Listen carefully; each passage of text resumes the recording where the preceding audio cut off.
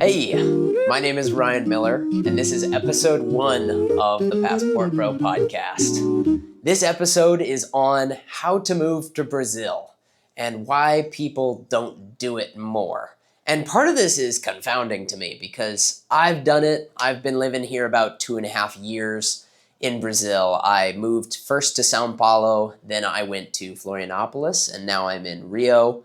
And one thing that I've realized in my life is that all of the things sticking you in the place that you were are figments of your imagination. Except for family. If your family's somewhere, then you should stay there. But friends and extracurricular activities, clubs, etc., social organizations, you can find those anywhere you move. And so why not optimize for whatever you want? And I was optimizing for a few things when I moved to Brazil. I was optimizing for my chances with women. I'm still on the hunt for my wife. I was also optimizing for cost of living. It's no joke when you quit your job and start a company that it's a runway. If you don't take off, if your business doesn't succeed before that runway runs out, you might crash. And I did not want to go bankrupt. So I knew I had, when I quit my job 2.5 years ago, I had good jobs right out of college. And so I had probably 75K in net worth. A lot of that was tied up in a house, which I had to close on about a year after I had moved down here. I kept it for about a year. And a lot of that money went to paying for closing costs and all of that. And so realistically, I probably had maybe 40 grand to my name when I moved down to Brazil. And with 40 grand to my name, that'll last a lot longer in Brazil because it's 40% the cost of living. The two things that you have to be careful about with cost of living here is cars and electronics.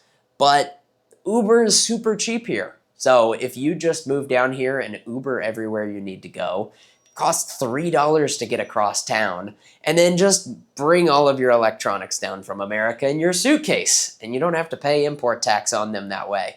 You just have to pay for a $1,000 ticket down from America. You can actually get cheaper tickets down from America if you get them in a time where no one else is trying to go to Brazil. I've seen round trip tickets for $750, which is kind of wild, and they're not nice tickets. That's going to be a 20-hour flight, and you're going to have a lot of stops along the way, a lot of layovers. It's going to be a brutal trip. But you can't beat $750 to go across the world. And it always surprises me when I look at a map, because all of those maps in geography class are actually distorted. They put North America right above South America. But if you actually look at a globe, it's like diagonal. South America is quite far away from North America. And one fact I really like is that the north part of Brazil, the north edge of Brazil, is closer to Canada than the south part of Brazil is to Florida. And that just shows you how big Brazil is, but two, how far away it is, as well as how close Canada is, I guess. America's actually pretty thin. Brazil's kind of like America turned on its side. So when I was moving to Brazil, I used the digital Nomad visa, and that's a visa that you can get renewed for a second year. It's a 1-year visa that you can get renewed for a second year. But what I didn't know, which is awesome, is that once you're in Brazil, you can just keep renewing it every year. You actually don't even renew the visa because that would require you to go back to the Brazilian embassy in America. And so I've just been staying here with my immigration ID, and my permission to stay here just gets extended as long as I keep the minimum income that you're required to have outside of Brazil, which is $1,500. So a lot of people ask me, why are you in Brazil? Why did you move to Brazil? I get that question. I'd say it's the very first question I get from most people when I'm talking to new people outside of Brazil. And I think a lot of people have some idea of why I might have done it. And so it's just confirmation that I'm giving them. It's the beaches, it's the weather, the nature here. I really genuinely fell in love with Brazilian music about 6 or 7 years ago. Bossa Nova, samba, those are the classic ones that any American is going to recognize. But I also fell in love with a lot of the more niche ones that only Brazilians recognize, like forró, pagode, funk. I'm sure you've heard funk, but it's very well known here. As well as things like sertanejo, which my uncle used to call Brazilian trucker music. But it's good stuff. It's kind of like the Brazilian country. It's very folky, kind of interior country vibes, but in a Latin context. So it feels a lot more Latin America than anything like American country. It's very different music. I fell in love with the music, and one of the reasons is because I fell in love with the language at the same time. I thought the way that Portuguese sounded in melodies and in musicality was so unique. I thought it sounded like such a beautiful language that I thought, I need to learn this language. And so I honestly can't remember where I found it, but someone recommended the program Pimsleur to me. And if you're trying to learn a language, hands down, Pimsleur is the best way to learn a language.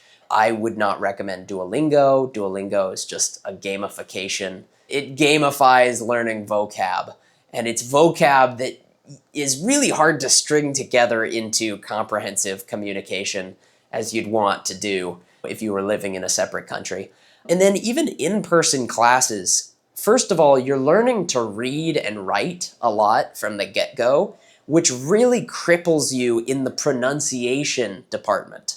And that's one thing I loved about Pimsleur is they said, don't focus on writing or reading. It's going to mess you up on the pronunciation because you're super biased when you see specific letters in a specific format. You're going to say them like an American, or if you're not American, you're going to say them like your native language would have pronounced that. And Portuguese obviously is pronounced very differently. It's the same set of letters, same 26 letters, with some nuance with the celiac is the C with the little squiggle underneath and all the accented ones and stuff. But all in all, the best way to go is just to repeat the words from an audio perspective, only hearing them and saying exactly what you hear. And that has gotten me to the level that I'll meet and won't even believe that I'm American. While I still have an accent, I'm not going to say I don't. I have a lot less of one than a lot of gringos I meet, especially people that start with Spanish, because they often have an American Spanish accent in Portuguese. But especially when I'm at a bar hitting on girls and I say I'm American, they just don't believe me if I started the conversation with Portuguese. They demand to see my ID, and then they're gobsmacked when they realize that I have a Florida driver's license. And if you're looking to learn a language, I can't recommend Pimsleur more. That's Pimsleur. And I'm not sponsored by them. I just became fluent with their program. And so obviously I'm very biased towards them. And I think it's a great deal. 21 bucks a month and you get 4 seats. So you can split it with 3 friends and it's $5 a pop per month to become fluent in another language. And it's hands down the best way to learn it. In the very first lesson, you're learning things like you sit down next to a woman at a coffee shop and you want to ask her if she understands you. And so you say in Portuguese, you're speaking Portuguese at this point, do you speak English? And she says, no, I don't speak English. And you say, that's okay, I speak a little Portuguese. And that conversation is taught to you in lesson 1 of Pimsleur. And already off the bat, you can establish some communication with someone. And that is invaluable when you're spending time in another country, even in a hostel, because you need to be able to establish whether you can communicate with someone in their language rather than just yelling the word English at them. And that's one of the big struggles that I realized when I moved to Brazil is, I'd say 10% of Brazilians speak fluent English. Maybe less than that, maybe it's 5%. I would say a solid 30% have some broken English, and especially young people. You'll find a lot more young people these days that actually their parents sent them to English school when they were young. And they do have English classes in school, but it's more like Spanish classes in America. Like if you took Spanish in high school, how many of those kids are actually speaking Spanish 5 years out of high school? It's the same thing with English in America, except that they get the benefit of having all of Hollywood and all of the music industry coming out of America. So they're used to absorbing English, and that is what Brazilians will tell you, is that they can understand a lot better than they can speak because they don't get to practice speaking, but they get a lot of practice in comprehension. And if you're considering moving to Brazil, definitely learn some Portuguese. It'll go a long way for you if you actually just have the effort. You put forth an effort to learn their language. I always say, and I honestly can't remember who said this, I might be stealing this quote, I'll go look it up later, but if you speak to a person in the language that they understand, you speak to their ears and their brain. But if you speak to a person in a language that they have grown up with for their entire life, you're speaking to their heart. And I found that again and again when I am able to speak Portuguese. People have so much more openness and warmth, and they want to know you in a way that I was not even accustomed to in America, because Americans aren't that open to foreigners on average, I would say. Brazilians are extremely open to foreigners, especially people from Western cultures. They love America and American content.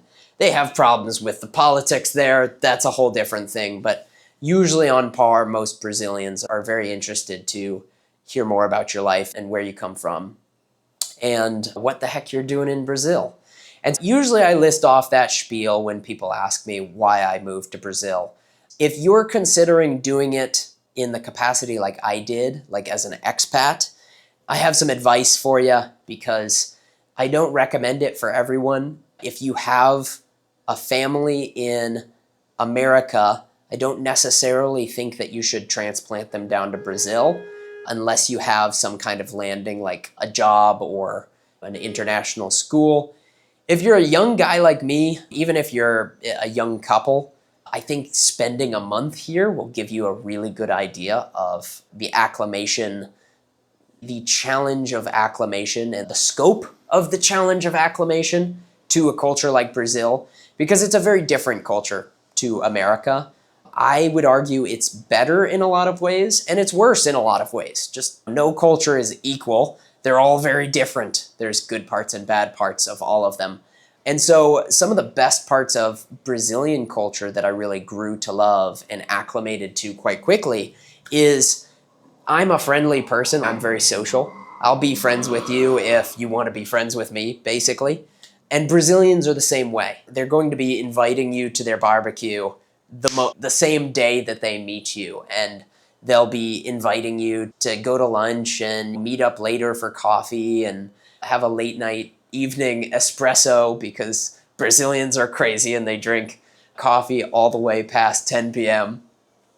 And other parts of Brazilian culture that I love, the food is interesting. I have a lot of allergies. I'm celiac disease and I'm allergic to half of foods. I blame the American food system. Glyphosate and Monsanto screwed me.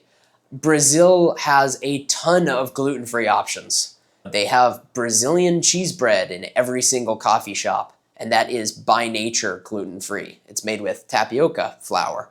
And cheese bread is something that is a go-to for me, as well as they eat a lot of very whole foods like meat and rice, beans. I'm allergic to beans, so I avoid those. But it's very hearty food, and it's very cheap, very cheap.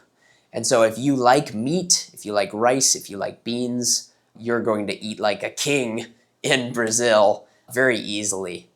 And my only critique about Brazilian food is that I always say they don't know a lot of different spices, I would say. It's a spiceless culture. They do a good job with garlic and onions and maybe some paprika. But when I'm talking about tarragon and cumin and chili powder, and all of those, they don't really touch those with a 10-foot pole. If you order rice and beans, a lot of times it's going to be with butter and salt. Those are the spices. You get what you get. And in garlic, they use liberal amounts of garlic, but not as much as Italian food or something like that. My heart is still stolen by Mexican food. I love Mexican food. I might end up in Mexico eventually for some portion of my life. We'll see, but I love Mexican food. And there's a lot of gluten-free Mexican food. Corn tortillas, corn, rice. But if you're not obsessed with spices and you're okay with kind of unspiced food, Brazil is amazing. You get steak and rice and some fries and some vegetables and some beans, and that's a meal. That's how you eat like a king in Brazil, is if you're not too picky, but you like whole foods. There's not a lot of processed foods here, which I really appreciate. If you go to a restaurant, it's nothing out of a can. They're all made from scratch, and it's really hearty food. The stroganoff here is delicious. It's one of the most common Brazilian dishes. It's like a tomato cream base with chicken and onions and garlic, I'd say. So it's like a very light orange sauce with chicken in it, and they put it with rice, and they have this thing called batata palha, which is super duper tiny fries. They're like fried threads of potato, and they're awesome because you sprinkle them on and it just adds a crunch to otherwise what would be like a pasta sauce with chicken in it. So highly recommend it if you've ever eaten at a Brazilian steakhouse in America. They have those everywhere here, but they're 30% of the cost of America. It's kind of fancy fine dining in America if you go to a Brazilian steakhouse. It's bougie in a way that it's just not in Brazil, because that's just their kind of buffet. That's their go-to buffet, is a Brazilian steakhouse. And so in America we have, let me think, can I think of any other buffets? There's Ryan's. I know there's a buffet called Ryan's. Golden Corral. If you think of those types of places in Brazil where the main course is steak, but it's way higher quality than the average American buffet, which is kind of like slop food, you're going to get really good steak, and it's going to cost you maybe $35. Not bad. $25 if you get a really cheap one. Or cheaper. It depends on your relationship with the proprietor of the restaurant. And so when I arrived in Brazil, there's a few steps of things that you have to work through in the bureaucracy to really establish yourself as an expat in Brazil. The first thing you have to do is go to the federal police, which sometimes is in the airport, sometimes they have a standalone location, and basically just report yourself as an immigrant in the country. And you have to do that within the first 30 days, I believe, or you have to at least get the appointment scheduled within the first 30 days. And that's if you're going to do like temporary residency. If you have a tourist visa, you can stay for the 90 days or whatever you're allowed. You don't have to go to the federal police. This is only if you're like setting up shop in Brazil.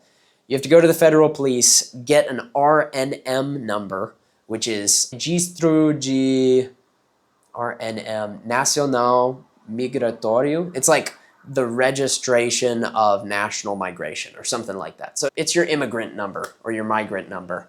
And then once you get that number, then you go set a different appointment to get your social security number, which they call a CPF.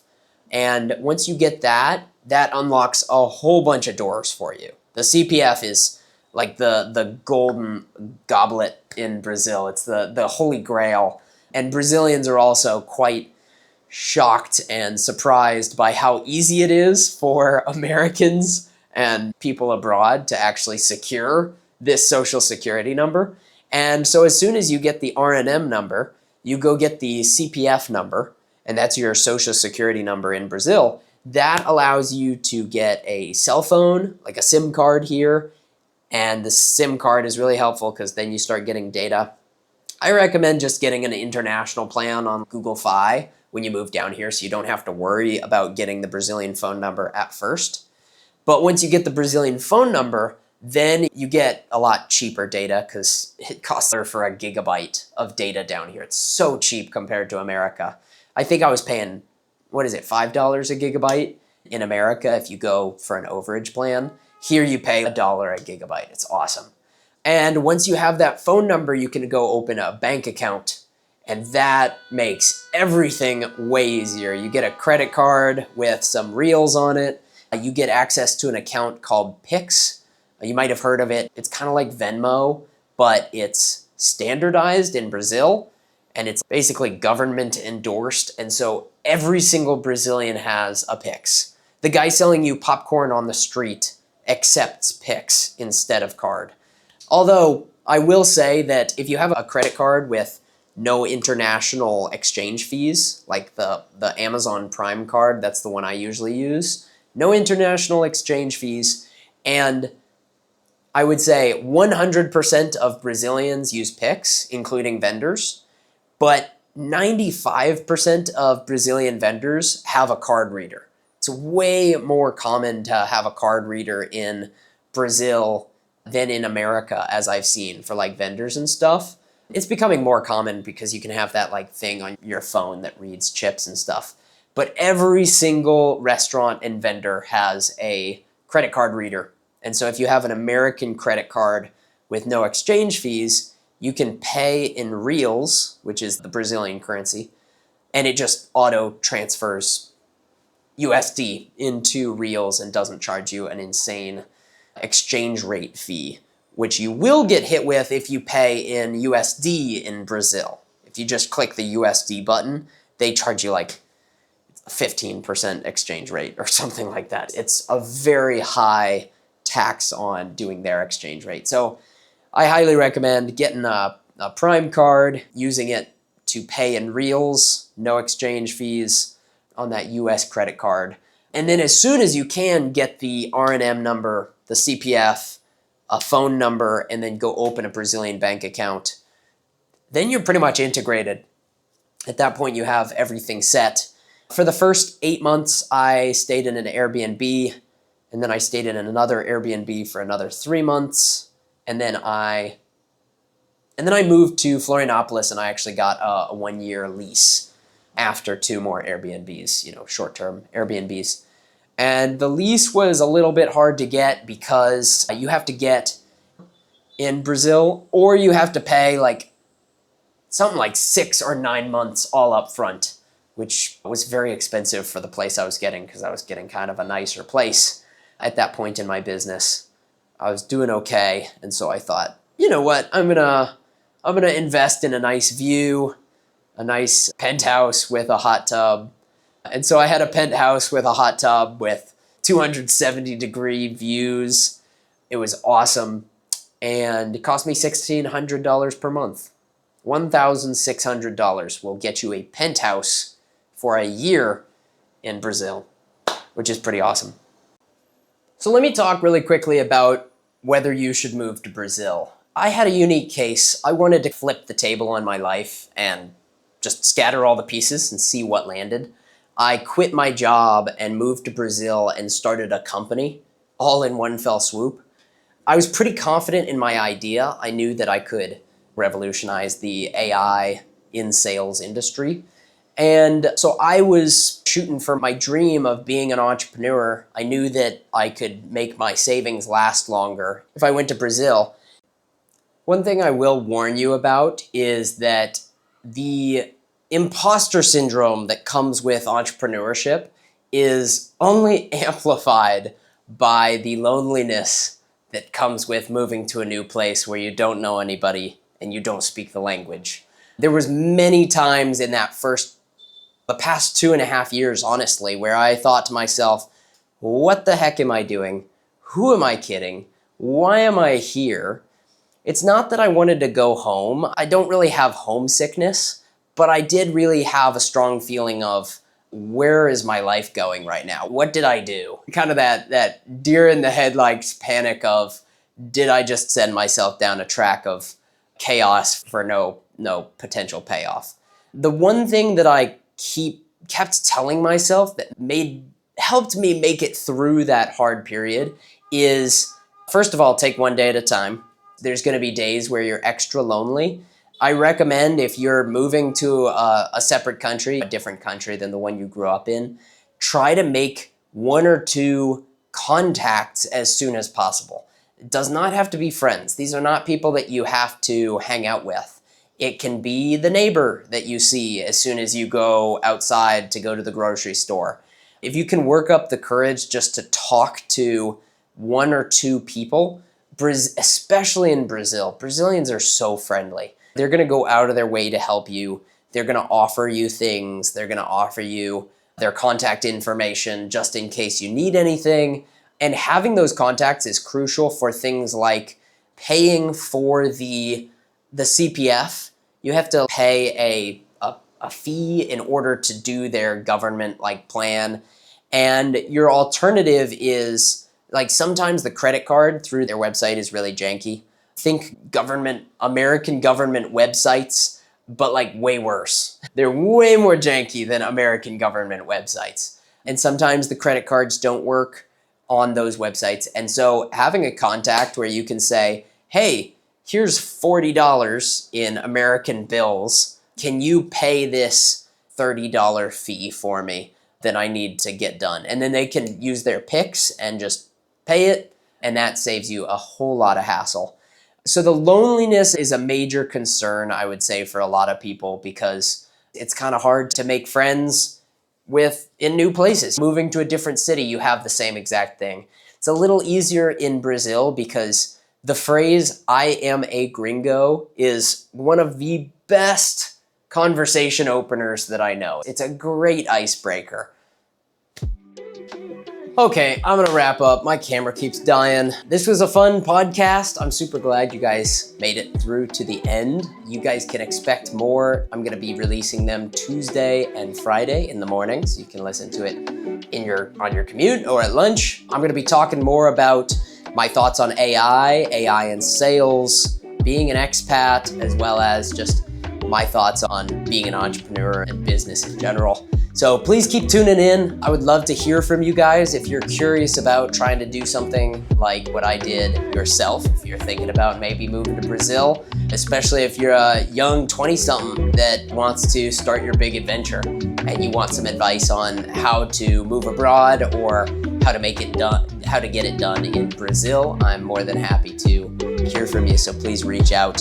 Thank you so much for listening, and please tune in next episode where we will be talking about, I believe, AI in sales. I think that's what I have planned. So I'll see you there. Tune in.